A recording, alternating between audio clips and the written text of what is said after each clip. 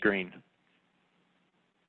And with that, and at this time, let's go ahead and begin today's CSQ Speaker Series virtual event, Philanthropy and COVID-19. It's my pleasure to introduce our first speaker for today, and that is, of course, David Worth, CEO and publisher for C-Suite Media. David, with that, I'll turn it over to you. Hi, everybody. Thank you for joining. As Aaron mentioned, I'm David Worth, founder, publisher of C-Suite Media and CSQ Magazine.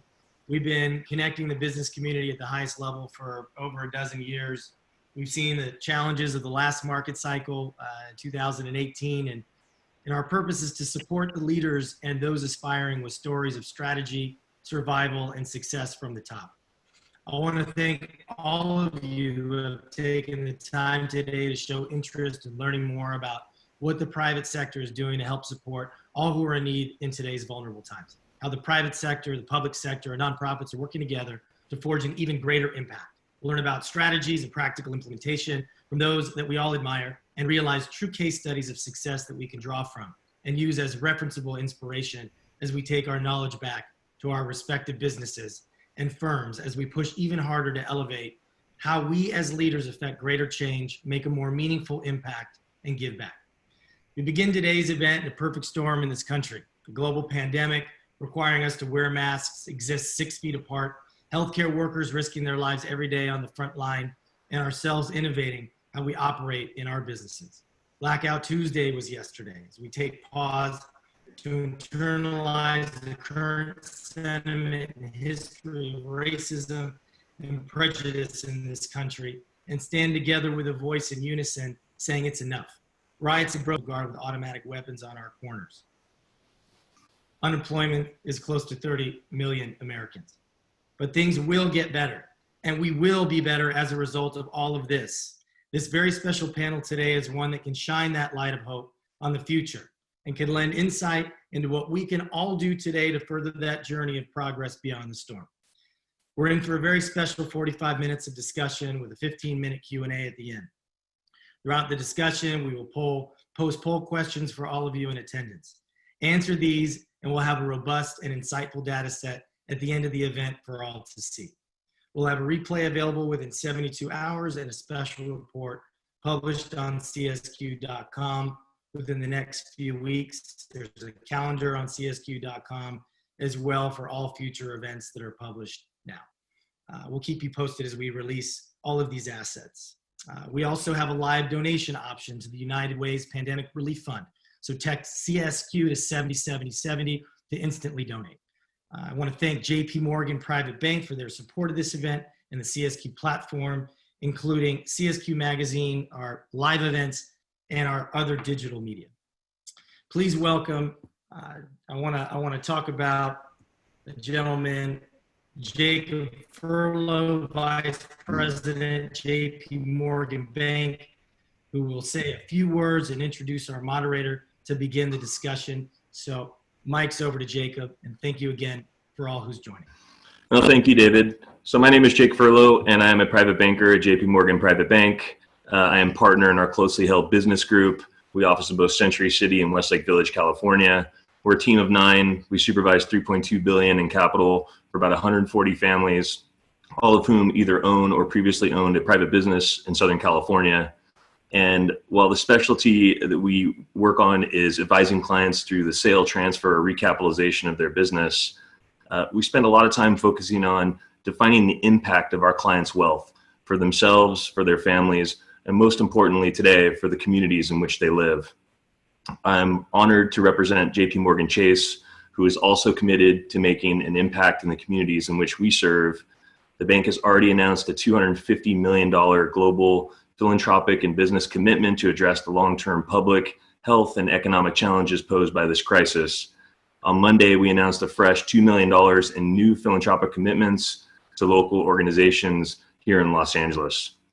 We're grateful to CSQ for the opportunity to sponsor this event and look forward to today's content from our panelists. With that, I'd like to introduce today's moderator, Pete Peterson. Pete is the Dean of Pepperdine School of Public Policy. He is a nationally known speaker and writer on issues related to civic participation and the use of technology to make government more responsive and transparent. He was also the first executive director of the bipartisan organization common sense. And with that, Pete, I will hand it over to you.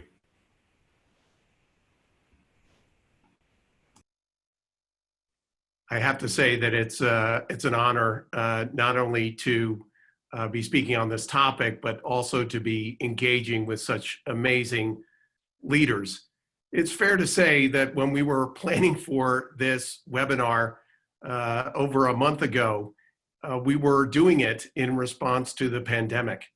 Obviously, the title for today's discussion, Rebuilding Better, was originally conceived as a way of discussing how we in the Los Angeles area, through the different sectors, the business sector, private sector, nonprofit sector, philanthropy and government, which have all been impacted by the pandemic, can work together in new, creative, and innovative ways, very Los Angeles ways, to respond to the pandemic. Obviously, the city and this region has experienced a whole other wave of challenges in light of the protests following on the killing of George Floyd. And we would be remiss, and I would be committing moderator malpractice if we didn't at least begin by discussing those issues as well. And so, as David said, this is meant to be an interactive discussion. We're going to start with the first 40 minutes or so with the panel discussion with this amazing group of speakers and public leaders. But throughout it, you should feel free to engage in the discussion through either the chat feature or the Q&A feature, which you see down at the bottom of the Zoom platform screen. We will be getting to those questions in the last 15 minutes or so of our 1 hour together. I also want to say that there's also going to be an opportunity to interact through polling questions that we'll be asking throughout discussion here that will be weaved in and out of our panelist questions. You know the faces on the screen, if not personally, certainly by name. And so I'll just very quickly go through their names and bios. First, Jim Featherstone. Jim is the Executive Director of the Homeland Security Advisory Council at SPP here at the Policy School. A 35-year career in public safety and public service, both with the LA Fire Department and also with the City of LA's Emergency Management Department. Peter Lowy is the past co-CEO of Westfield Corporation, an international leader in business based here in the Los Angeles area, but also, as you'll hear in the conversation, one that is engaged not only in the private sector, but also in nonprofit and philanthropic work as well. Wendy Gruel is a former LA City Controller and City Council member. She's also on the board of the Homeland Security Advisory Council and also on the Board of Commissioners for LASA, addressing the issues of homelessness here in the Los Angeles area. And finally, Emily Kane Miller is the founder and CEO of Ethos Giving, that's been doing such incredible work in convening area philanthropists and business leaders in response to the pandemic, especially through the work of the Greater LA Hospital Registry, and we'll be talking about that work as well.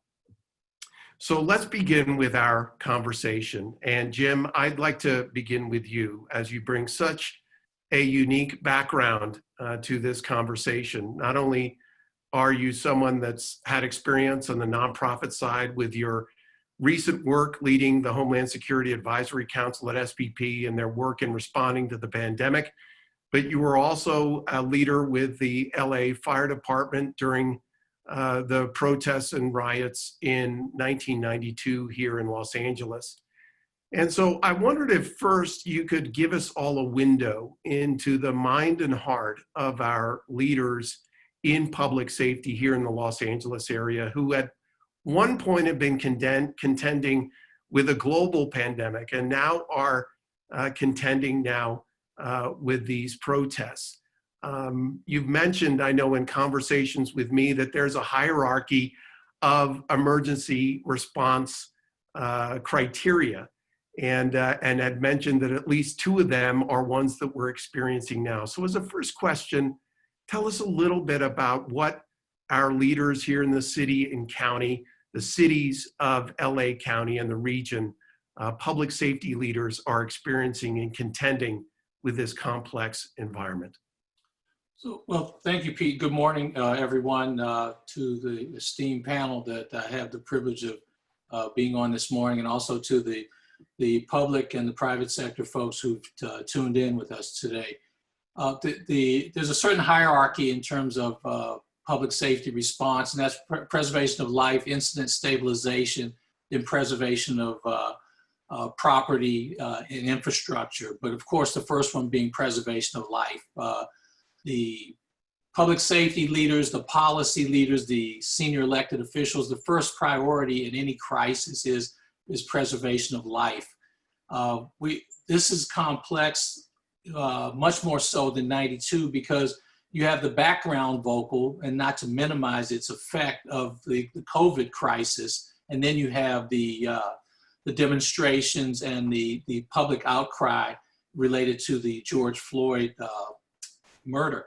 So unlike 92, which was catastrophic in its sense, we don't have as many fires, but the complexity and the breadth and scope of today's crisis is landscape size. It's a horizon, what we call horizon-like crisis, in the sense that we can't literally see the end of the crisis, or we can't see the effect of the crisis. So that complicates it. The other thing is that in the United States, especially in Southern California, we have the ability to address a crisis. Right now, we have a compounding of crises, which pulls on resources. It takes longer. It's more complex. Also, the demographics of the people that are affected by the two crises that we have going on right now is much more complex than it was in 1992. Not to mention the fact that we're actually starting to roll into the summer. We will have adverse weather issues, possible heat spikes, and then, of course, when we get closer to Labor Day, we move into fire season. So this is, as Craig Fugate, the former FEMA administrator, used to say, this is the maximum of maximums, in the sense that we will see the public sector response taxed here, but it also provides an opportunity for private sector and philanthropy to assist government in its efforts to protect lives and property, stabilize the incident, and protect infrastructure and business continuity. So Jim, obviously, when we use the phrase rebuilding better, and we have such great leaders here on the screen, we are looking for ways that the different sectors, again, business, government, nonprofit philanthropy, academia, are going to have to work together in some unique and creative ways to respond not only to the pandemic, but of course to the current moment that we're in. And there are some logistical parts to that for sure, but there are also, quite frankly, some cultural elements to that as well, especially as it relates to the protests. And because of your experience in 1992 and this region's experience, seeing what we're seeing today and the very extremely valid calls for change, I wonder if you could speak a little bit about how we might also think about rebuilding better as a region from a societal standpoint. I know that's a very big question, but I know that you've thought about it and was hoping you could speak a little to that. So the rebuilding or the restoration and recovery, there's not a line of demarcation between response, restoration, and recovery. Ideally, the restoration and recovery starts the moment you get into the response or addressing the crisis. I think is a great opportunity here, well, just as it was in 92, for all the various sectors to begin to engage in restoration and recovery. This is tricky because this is a novel crisis. Although we've always been very aware of the possibility of a pandemic and also compounding crises. We never really put our arms around it. But I think in an effort to get everyone involved, so we figuratively talk about the silos that exist out there. the private sector, the governmental side, the philanthropic, nonprofits, et cetera. There's value in those silos, but I think here's an opportunity to perforate those silos and create a cross flow, because a key to resilience is diversity. And we have an opportunity to actually leverage the diversity and the expertise that these various silos can actually bring to the table. One of the things that I think the HSAC does is it works to collaborate and convene representation from all the various silos and or sectors, cylinders of excellence. To be nice, there's value in those, but the value actually the force multiplication comes in by bringing all those folks, all those perspectives to bear in a common direction. I want to take this moment before, as we see the first polling question, thank you, before we go to Peter. Again, this is a first opportunity to interact. First question that we have: how has COVID affected your view of public-private partnerships? And again, we'll be weaving in these questions throughout the panel conversation here, and we'll be going over the results of these polling questions when we get to the end. So Peter, I want to come to you. Respected business leader, not only here in Los Angeles, but globally, and in a different way, whereas Jim has had the experience with 92 and echoes to today, you had an experience as a business leader with 9/11 and in running the retail operations below the World Trade Center.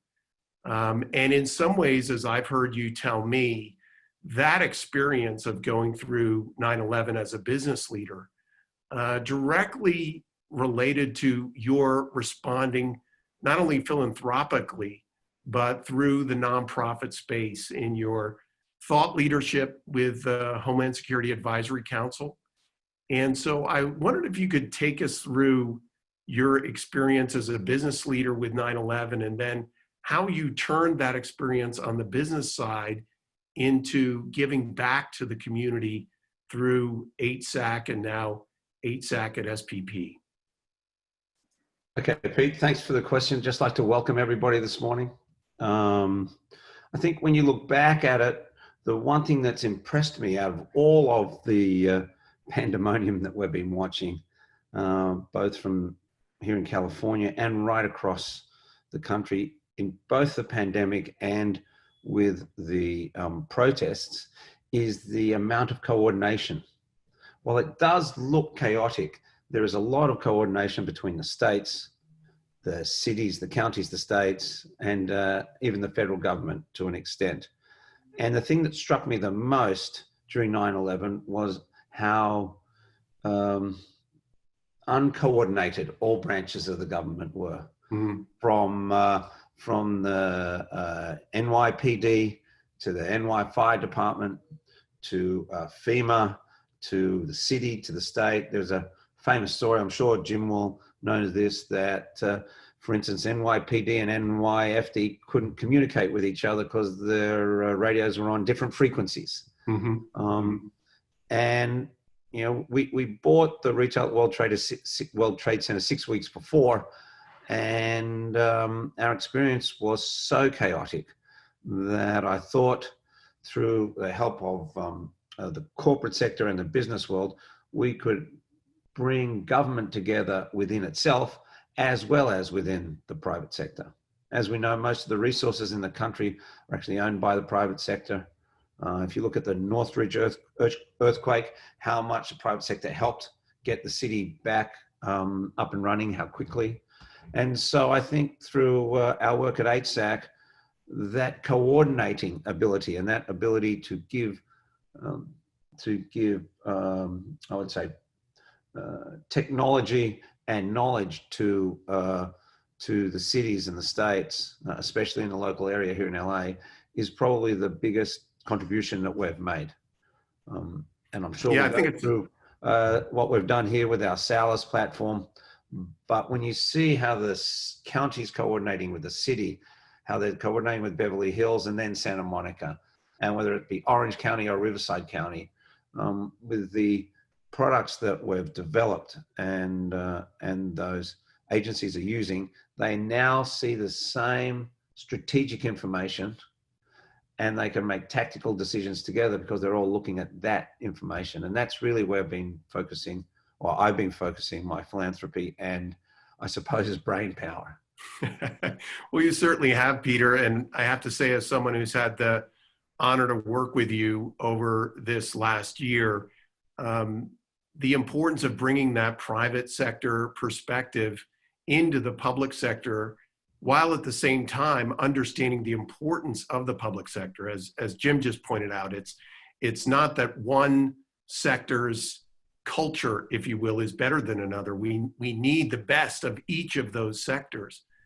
But your work through HSAC, not only on the philanthropic side, but also on the guidance side to understand the importance of technology. HSAC at SPP provides these technology mapping platforms free of charge to not only the city of LA, but also the county. And it's been completely through philanthropic support. It really does show how you turned that experience in 9/11 back into a way to sort of pay it forward. And so the philanthropies like the Amundsen Foundation and others that have been great partners along with you and others in support of the Homeland Security Advisory Council and its work directly with the city and county of LA is just an incredible example of what's possible in this cross-sector leadership. So, see, we have another question that we can raise, another polling question if we could bring up. And I also note that we have questions that are forming in our chat box as well as our Q&A. And again, we'll be getting to those in the last 15 minutes of our hour time here. And so feel free, even now, as you have questions of any of the panelists to enter those into either the chat or Q&A feature.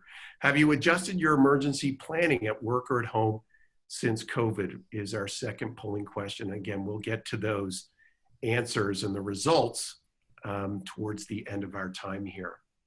Emily Kane Miller, I wanted to come to you now because what Peter's just described in his own leadership transition, if you will, from private sector into nonprofit and philanthropy, to take the skills and experiences that he has in the private sector into the nonprofit space, impacting the government sector, is so much of the work that you're doing with business leaders to have them think differently about their civic responsibilities.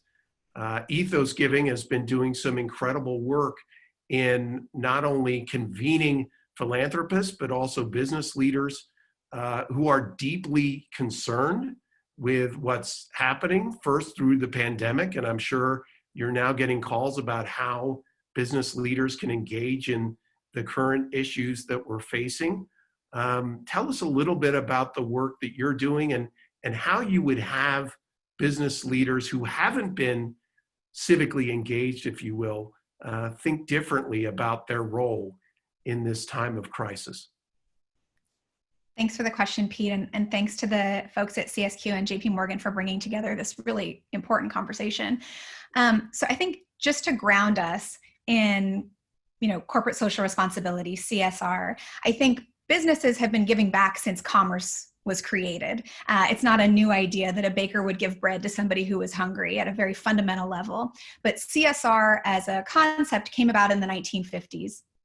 And since then, businesses have taken that mantle in big ways and in less dynamic ways. And I think we really saw it up until this moment as a nice to have. People needed to say what we did to give back to the community. And it was, for many organizations, a check the box moment. I have been advocating for the decade and a half that I've been doing this work that is not the right approach, that this is not a check the box effort. This is something that society needs corporate leaders to really take on and to be thoughtful about. And overnight with COVID coming to our shores. I think CSR shifted from a nice to have to a need to have. And with the social unrest that we're seeing in our country, that is even more true today. And I think that the data backs that up. We see that among millennials, 64% of people won't take a job with a company that doesn't have a mission that they say that they can be proud of, that's giving back to the world. And when COVID first hit, the Edelman team put together a survey. 90% of consumers said we need to see corporate leaders working with government and working with NGOs to be part of the solution right now. And I would assume that that polling would remain true, if not even increase today. And I think corporate leaders are answering that question. When you look at general corporate philanthropic giving year over year, it's about $20 billion. When COVID hit, in the month of March and April, corporations gave $40 billion just to COVID. So the outsized focus and energy and effort that has come about because of this moment, and I think will continue to happen, I think is a really important note. And for all the business leaders and folks on this call, Pete, to answer your question, this work isn't easy. The reason that it's moving from a nice to have to a need to have is because the work is critical. And so how does a corporate leader, how does any leader sit with that and think about three questions? Number one, what do I do as an organization that can be of use? Who am I leading? What is my employee base? What does my community look like? And how can I be of service to these people? And number three, how do I want to be remembered? What do I want my legacy to be? And I think if folks can look at those three questions, there's not a single company, not a single corporate leader that doesn't have something that they can do that's uniquely of value right now. And I think, as we've talked about in preparing for this conversation, there is so much work. We need everybody to come with a bucket so that they can be helpful and be of use. And I think, that 20 billion to 40 billion overnight data point to me is so impressive because it means people hear that.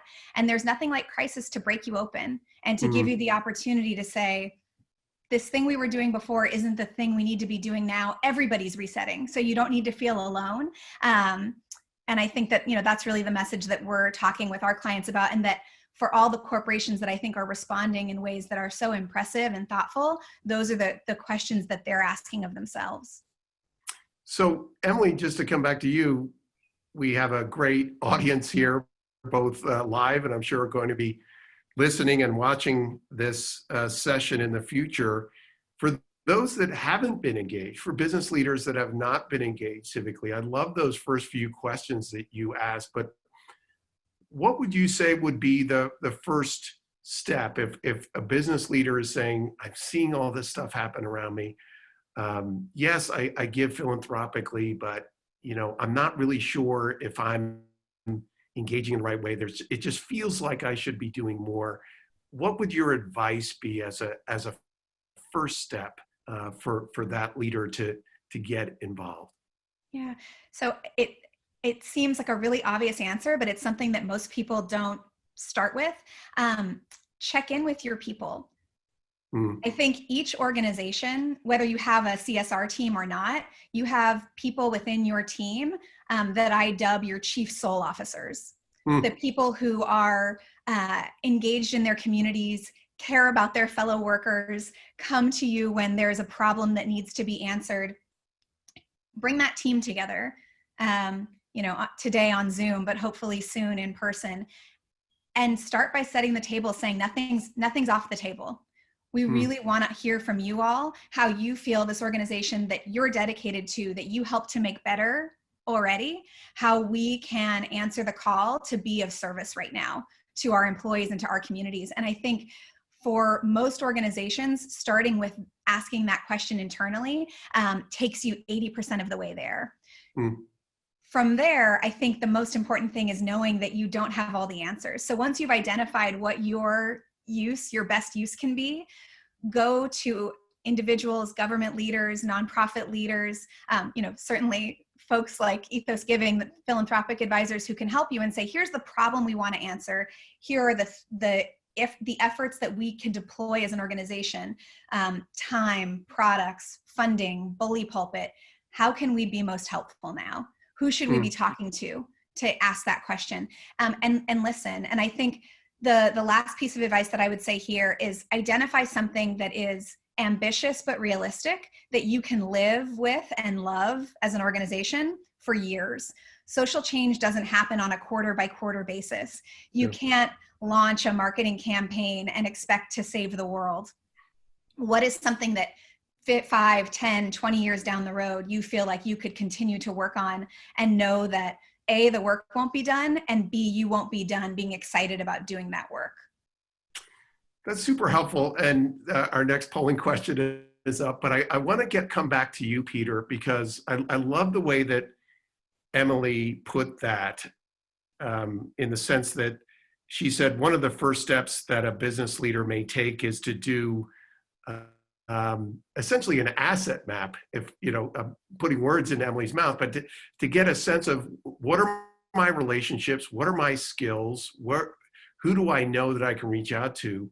And you've been involved in philanthropy for decades. The Lowy family is notable and famous for its giving, but your particular work coming out of 9/11 again and into the work of HSAC, it wasn't as if it was just and there's nothing wrong with this, but it wasn't just a check writing. It was something where you got directly engaged through your relationships, seeing an opportunity coming out of your private sector experience to say technology from the outside can help government. And even if we need to pull together a group of other philanthropists to create it so we can give it to government, it's necessary. And so the work of Mark Nathanson and Ira Reiner and others in creating HSAC, when you came in and saw the importance of technology to be used in government, could you tell us a little bit about how you saw that connection, again, from your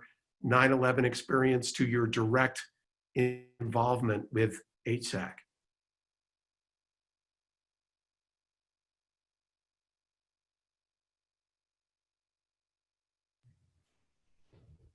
Are you there? Yeah, go ahead. Sorry, I had a malfunction with my computer there, Pete. Quite all right. You went dark on me for a second. Can you just re-say that?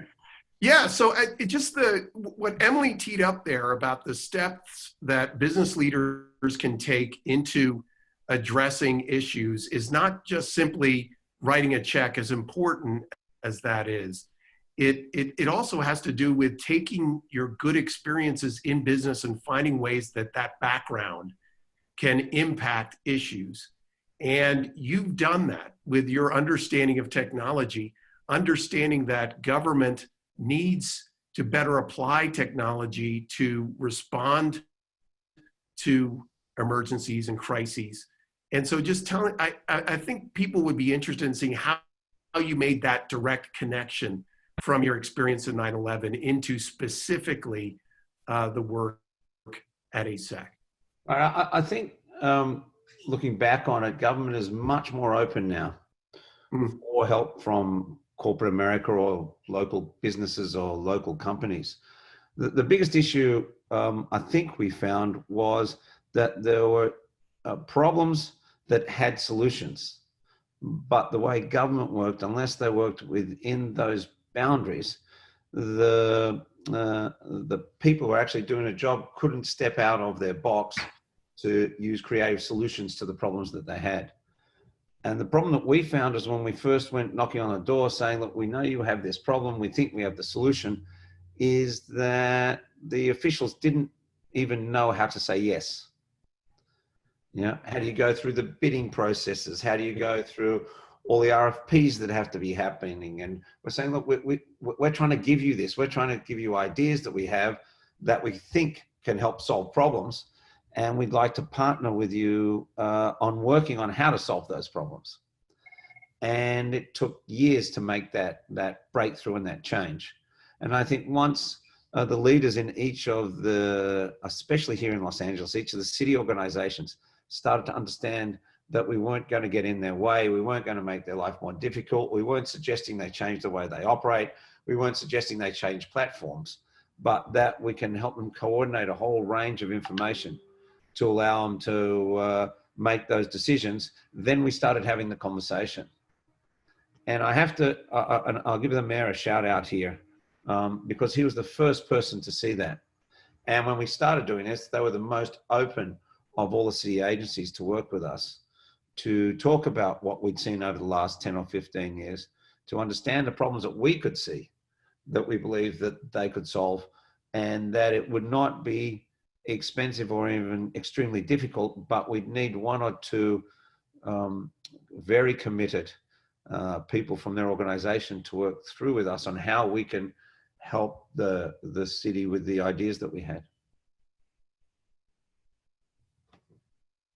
It demanded philanthropic support to be able to make it possible for the city to say yes the whole way, because again, it's not through the normal bidding process that these mapping and online tools that have been created by HSAC have been offered to the city. It's gratis because of the philanthropic support that you've given, and others certainly have as well. Wendy, I want to come to you now, an elected official, one who has worked not only in politics, but also policy, as well as the private sector. Your work specifically on the issue of homelessness, as you are one of the commissioners at LASA.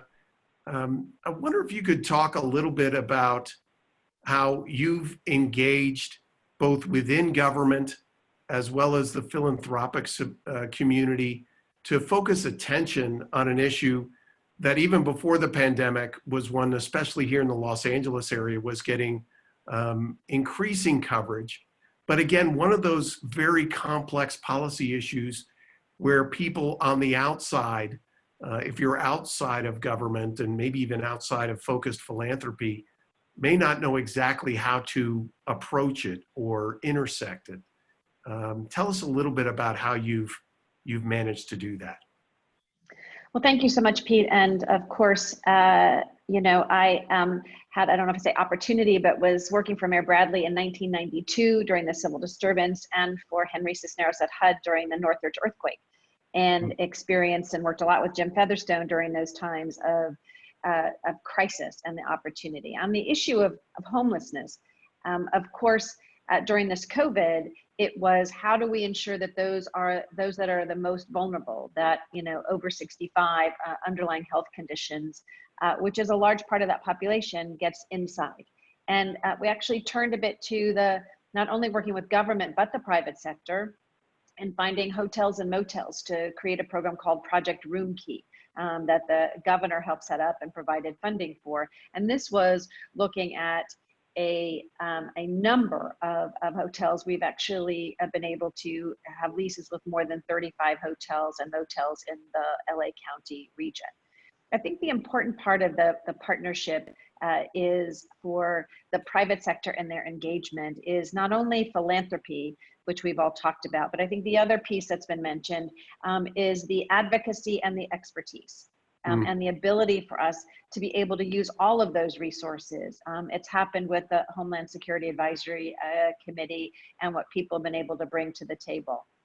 It is going to be important as we look at rebuilding Los Angeles, both after the pandemic and the businesses that we have, but also even in the businesses and the communities and others that have been affected by the protests, and to deal with some of those issues. I think, as mentioned, a crisis that we have now oftentimes highlights the inequities.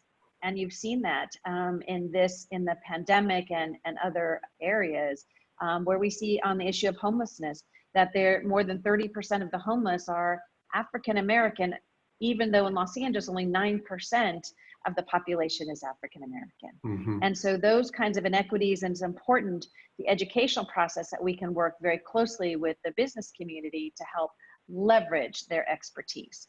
And as we look to address homelessness in the future, it is about building affordable housing. It is about ensuring that people have that housing. Government cannot build all that housing. The private sector needs to be part of that, and the philanthropic community and the businesses can help us identify new ways of looking at housing that we never thought of before, and the support that they can provide. And I think lastly, the advocacy piece is really important for the business community to be part of it. I used to jokingly say when I worked at DreamWorks Studios, even though I'd worked for the mayor and the secretary of HUD and so many other people, an elected official myself, my phone calls were returned more often when I worked at DreamWorks Movie Studios than it was on any of those other jobs, because people were interested in how that civic and that entertainment and engagement. And so I think as we look at the issue of homelessness that is now all over our city and our county, which is the bad news. But the good side of that, the silver lining, was that people suddenly began to realize that it wasn't just those people on Skid Row. It was people we knew and families that were struggling. And I think after the pandemic and what we're dealing with, you're going to continue to see those numbers grow. And we have to work to help prevent that. And I think the expertise that we find within the private sector is so critical, and the data that we use to determine how we take those next steps. No, I think you raise a terrific point there, Wendy, and we see our next polling question up. How has the rise in the unhoused population impacted your decision to live or work in Los Angeles? Again, we'll be getting to the results of these polling questions in the next 5 or so minutes. I wanted to come back to you, though, on this question, just given your experience across the business and political sectors here in Los Angeles. I wonder if, in some ways, LA is the epicenter of entrepreneurialism, right? And I think, as Peter just mentioned before in his work with the mayor's office, we are known for being a creative region. And I wondered if you could speak a little bit. Again, homelessness is such a complex policy situation. It pulls in so many different elements, from mental health to economic development to housing policy. And as you say, it really does demand engagement from the business sector, not only from the philanthropic standpoint, but also from their expertise. Is there something that makes you hopeful because we are experiencing these things in Los Angeles, that there is that we're in some ways uniquely equipped maybe to respond to these challenges that we're currently facing? Absolutely. And I think a couple things that happened even in the last few years, which was the public passed 2 bond, measures, Measure H, which is a sales tax, and Measure HHH, which is a bond that allows us to have some funding, although challenged obviously in this economic times. But I think that what is hopeful to me is that the fact within 2 months, we were able to find, 3,500 beds or people being served in 2 months, just like that. And the ability to move mountains, to cut through that bureaucracy, which is so important. And we find every day that they said, this is an emergency. Well, guess what? Normally, having someone live on the street is an emergency, and we need to move mountains to do that. So I'm extremely positive about the fact that, as I said, a disaster has outlined not only the inequities, but caused it to be a sense of emergency, and that the stories that we hear about businesses that may or may not ever be able to open after this pandemic, to individuals who have lost their jobs and are unsure of whether they can pay their rent.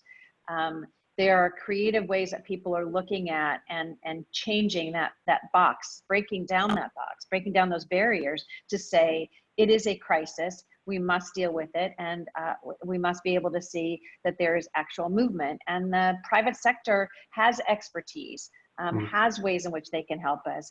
And I think people are more open to that in a time of crisis. I want to be mindful of the time. We are just about at a quarter till the hour. I believe we have one more polling question to ask. And Jim, just as a heads up, I'm going to be coming back to you as we begin to weave in some terrific questions coming from the audience. Polling question: how has your company or household adjusted its philanthropy since COVID? And again, we're going to get to these responses and results from the polling questions in just a few minutes. Catherine Seward asks, given this current crisis, whom would you say is leading the public-private partnership work in Los Angeles? Other than Mayor Garcetti, are there obvious leaders and what are they doing? And so, Jim, I wanted to come back to you and modify that question a little bit to understand. I wanted to drill down again on that point that you make about perforating sectors. I mean, you've spent 3 decades plus in public sector, in public safety. You're now a leader in the nonprofit world, now academic nonprofit world, or what we call pracademic world, serving those in the public sector. What has been your learning experience coming out of the public sector into the nonprofit academic world as to how business leaders can understand serving and supporting those in government? What are the unique parts of the cultures in government that are important to understand and maintain that you've found a way to supplement now and support from the nonprofit sector? One of the things that I've learned, that business is always a lot more actionable than government, but government also has a much more broad lift. You know, government has to serve everyone, all of us. Business serves its constituency or its customer base, et cetera. And I think that the leadership thing, this is something that we learned in the public safety world a long time ago, is that the leadership changes based on primacy of mission and need at the time. So depending on what the big need or the specific need is at any given time, the leadership can evolve. A lot of times we get caught in very hierarchical thinking, and it's very rigid, but there needs to be a certain amount of agility. One of the things we say at HSAC is we try not to be, we don't want to be flexible, we want to be fluid. I think that the leadership in a crisis, and this doesn't mean that there's chaotic leadership, there's chaos, but the leadership needs to evolve because, you know, there was a big need for PPEs early on.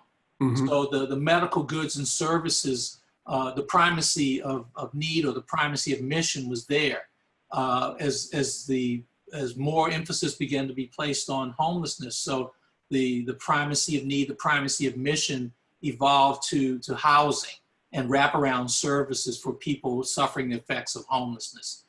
So I think what we need to do, we need to look at, whether it's the private sector, public sector, philanthropic sector, et cetera, is what's the primacy of need and primacy of mission, not at the exact moment, but in, you know, there's a margin there that we should look at, and we should be ready to adapt and adjust to it. And it speaks to the cultures. Having the cultures be able to work together. One of the big benefits that I've had at HSAC is be able to look at the expertise that Peter brings from the private sector, the expertise that Wendy brings from the government and nonprofit sector, and be able to get advice and guidance from people that represent some really good thinking, very progressive, very actionable thinking from different sectors. Well, I want to go back to the questions, and I'm going to come to you, Emily. Sandra Bowers is apparently very unhappy with this conversation, and I want to make sure that we address her good points. Sandra asks, let's move, or states, I should say, because it ends with exclamation marks and not question marks. Let's move forward with solutions. People are talking so much. I haven't heard any solutions. Emily, give us hope. We've already talked about the work of HSAC and SPP and its provision of mapping and digital technology to the city of LA and the county as well. You've been doing some incredible work through Ethos and the Greater LA Hospital Registry in response to the pandemic. Tell us a little bit about solutions, please. Absolutely. So, Sandra, I'm with you. I'm a woman of action. And, you know, we, as Jim and others have mentioned, there was this lack of PPE right when COVID came. As it happens, my sister is a doctor at a local county hospital. And so I was very interested in trying to come up with a solution and started asking some questions and saying, how can we quickly and easily deploy philanthropic capital to get the needed PPE to hospitals across LA County? And we didn't have an easy mechanism to get to all 43 COVID treating hospitals. And so we built it. Much like a wedding registry, we identified that we needed a registry where hospitals could go and register for the PPE that they needed. And if we could put money on doctors' faces, we actually, in the early moments of COVID, would have had enough in LA, but that wasn't practical. We needed to put PPE on their faces. And so we also developed quick relationships with suppliers that were trusted and vetted, and worked collectively with government at the city, county, and state levels to build communications channels so folks knew that our lights were on. We deployed hundreds of thousands of dollars worth of PPE thanks to HSAC and Peter and other leaders throughout Los Angeles.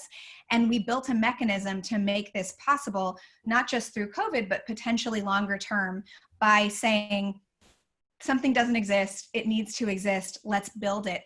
And what was so amazing about this was that nobody stopped and said, well, this isn't the way that things are done. We have lanes, stay in these lanes. Everybody said, that's a great idea, let's do it, you have our support. And I think that is something that's so special about Los Angeles, and really about the human spirit that we saw through the greater registry. And if, certainly anybody is looking to help support hospitals in LA, that is something that we are actively doing day in and day out, and will continue to do until it's no longer necessary.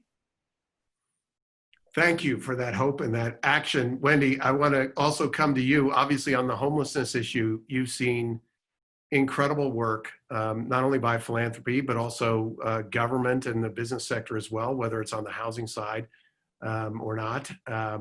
Tell us a little bit about some of the solutions that you're seeing on homelessness.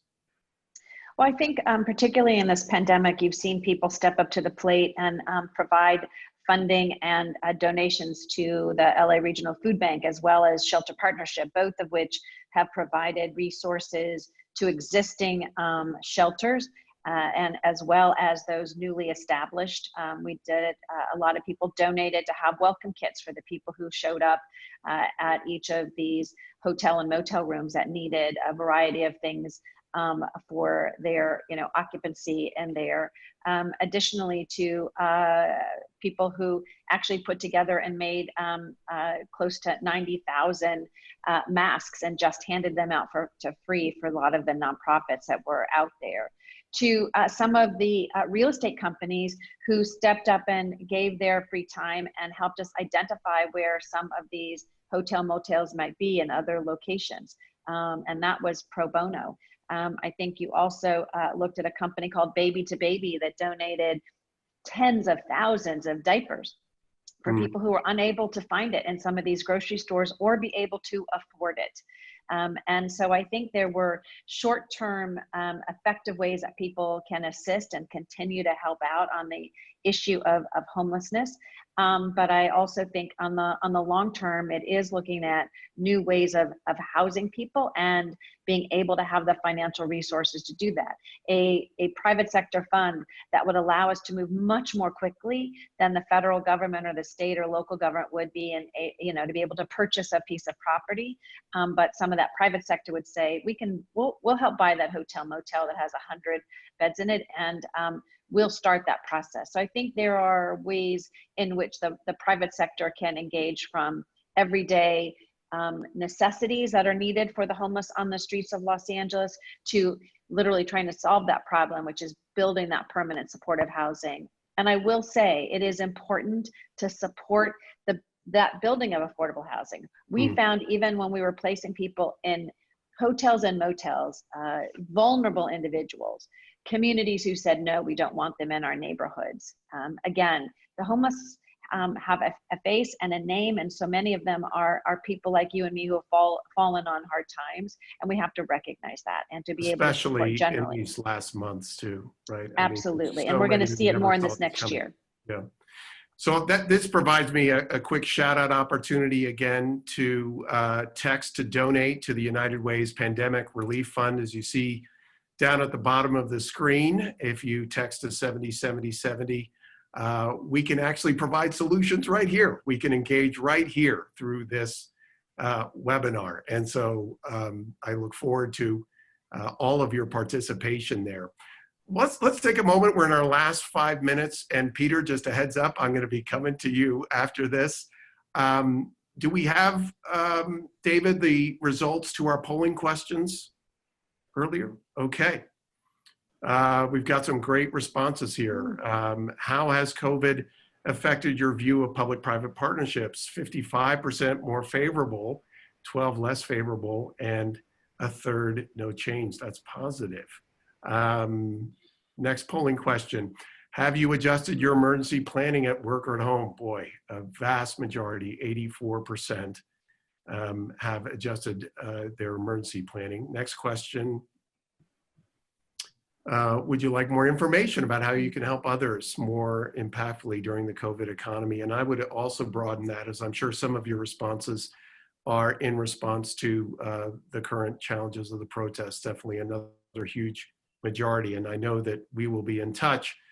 And how has the rise in the unhoused population impacted your decision to live or work? Significantly, 20%, moderately, 32%, and not at all, almost half. So, Peter, we had one more. How has your company or household adjusted? Okay. So, what I would like to do, Peter, is come to you with the last question, or not to be too auspicious about it, but it does draw off of one of the public questions. One of the questions we got from the audience was this idea of there being a moral obligation. Now, we are a moral obligation to engage in our community. Certainly, the question understands that that would be philanthropically in support of public policy responses. And there's something I've really come to appreciate about you as I've gotten to know you, is that this work that you do through philanthropy and advising and consulting and bringing your mind from the private sector into these public policy issues, is that I've heard you discuss it as almost, if not actually, a moral obligation. As I look at the screen, whether it's Wendy or Emily or Jim, I'm sure Jake as well, feel a similar impetus. And I just wonder if you could talk a little bit about, as someone who's been so successful in business, both individually and through the Lowy family, if you could talk a little bit about what draws you to helping Los Angeles. Well, that's quite a wide-ranging question, and it looks like I got a minute to do this, so I'll be as succinct as possible. We can bleed over. We can bleed over. Firstly, I've lived here for over 30 years. It doesn't sound like it. I have that LA accent down perfectly. And I do believe you have a moral obligation. I think it's part of our democracy. It's part of being Americans. It's part of living as a society. It's part of looking at the world around you. We all live in the fortunate end of the world. And you can't just turn around and have a look and turn a blind eye to what else is going on. Mm. And I believe the more you are part of the community, the more you can give, the more you can do. And not just in a monetary sense, by the way. Yeah. The more you understand your community, the more they understand you. As an example, I spent 5 years as a Los Angeles County Reserve Deputy Sheriff. Mm. And my eyes were open to a whole range of issues, both from the community, from the sheriff's point of view, from the county's point of view, from a policing point of view. That had nothing to do with giving money. That had to do with a lot of hard work, actually. Mm-hmm. And you know, law enforcement is under a lot of pressure right now, and we should just let them know we're with them as well as with the protesters. And it's all one community that we have here. Mm-hmm. It is easy to write a check. I always said it's easy to write a check. It's a lot harder to get involved. Mm-hmm. And for me, I probably get involved because it's a lot harder to get involved. Mm-hmm. And when you do that and you can actually make some change, the feeling of reward that you get is second to none. And of course, nobody does it on their own. There's a team everywhere you go. I've had a team whenever I worked at Westfield. I have a team with myself. We have a team at HSAC. And the more you can get together with a team and do that, I think the better off the city is. And I do look at it as if it is a moral obligation. Well, I can't think of a better way to conclude this conversation. And I want to thank all of our panelists, Jim, Peter, Emily, and Wendy. Jake, thanks for your support of this series and today's webinar. I know not only it's impacting those who are joining us live, and thank you for your time in doing that, but it will redound 100-fold to those that will also view and listen to this in the days, weeks, and months ahead. And so with that, David, I'll turn it over to you to conclude. And again, live from the Pepperdine campus in Malibu, thank you all for your time. Thanks, Pete. And thank you again to everyone who spent the last hour or so with us to explore more ways we can work together and within our businesses to move our community forward. Thank you to the esteemed panelists. It's been such a privilege to have been able to work with all of you and have you present on this webcast, both with this truly important subject that needs some resonance within our community as much as possible. And thank you again to our sponsor, JP Morgan Private Bank, for being so focused on philanthropy and community and consistently being that lead by example organization with CSR, corporate social responsibility. So thank you again, and please be on the lookout for the replay, the special report as well in the coming days and weeks. And you can find forthcoming important discussions and future calendar of events on csq.com. Thank you, everyone, again, and have a lovely rest of the day. Talk to you soon.